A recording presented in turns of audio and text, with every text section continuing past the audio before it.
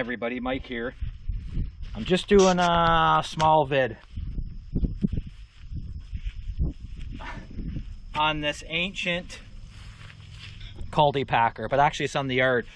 I had some remaining white clover seed back here for this field that I cleaned off. I cleaned this field up when I moved here, and that's where I pulled the rocks from over there that I showed you guys in that wildflower garden. I pushed all the rocks over there, and I cleaned this whole area up, this whole field. It was nothing but all them cedar logs and garbage and brush, and just a disaster when I moved here. But as you can tell, it's not done yet. And there's still some bare spots like that there where the seed never took because I didn't have the seed to soil contact and it was too hard. So what I'm going to do today, just shoot a short video. I hooked up this Cultipacker, and these Cultipackers work great for seed to soil contact. And I got some spare seed and I wasn't doing nothing.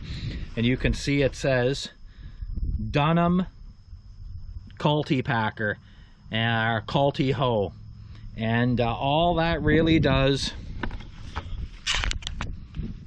all this really does is in the old days when they sowed their seed down, they ran over top of this, their seed, for seed to soil contact with these old Cultipackers. And I bought this one for next to nothing. And what I'm going to do is I'm going to narrow this up. Just make it a little bit wider than the width of my tractor, and get rid of these old bushings that are these bushings, lead, Babbitt bushings, whatever's in there for bearings. I'm getting rid of those because they're all wore out anyway, and I'm going to put some pillow block bearings on, use the same shafts. I'm going to make up my own, and for behind this tractor, and I'm going to paint it up. So for now, this thing sounds like a team of Clydesdales, but what I did was I spread a pile of white clover seed in here, some fescue seed, and a little tiny bit of bluegrass. Just stuff I had left over. I mixed it all in, and you can see where, if you look closely, all that clover has set in this year because we've had such a wet summer, and it actually come out pretty good in here. Mind you, I dug rocks, and those are from digging rocks out here. That's what these bare spots are from right here, and I haven't seeded over top of them from pulling rocks with the excavator. So I'll set up and I'm going to go around a few times. I just got rid of my trash seed, and we'll carry on.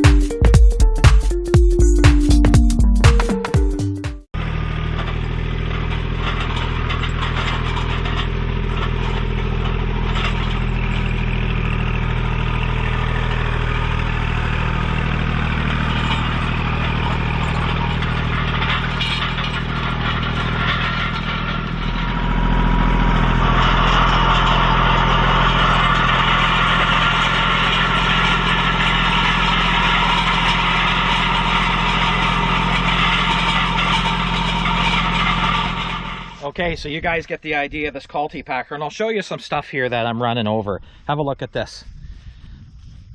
I think either these right here, those are those 1,000-year warranty shingles buried in the ground from the last owner, so I'm going to leave them there. There's some there. They're all buried, old shingles.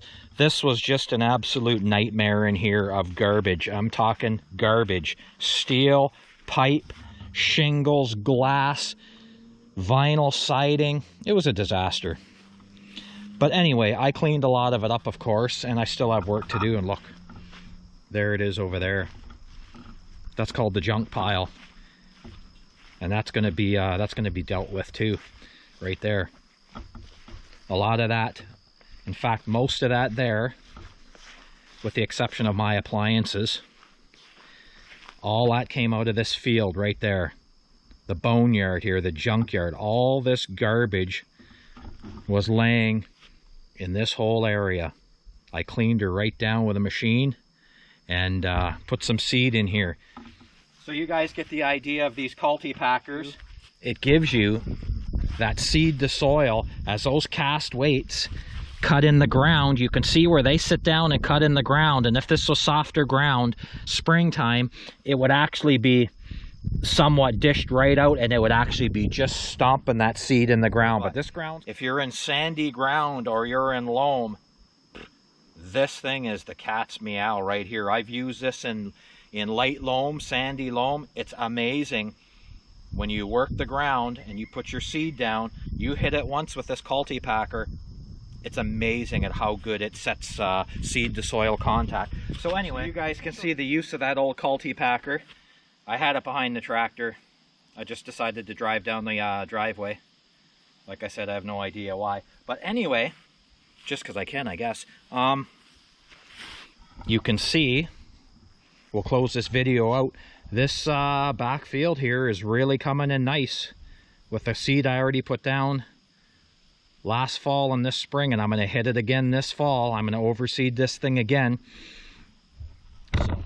So in closing on this video, you guys, you can see the use of this old rusty iron, this old T-Rex behind the tractor.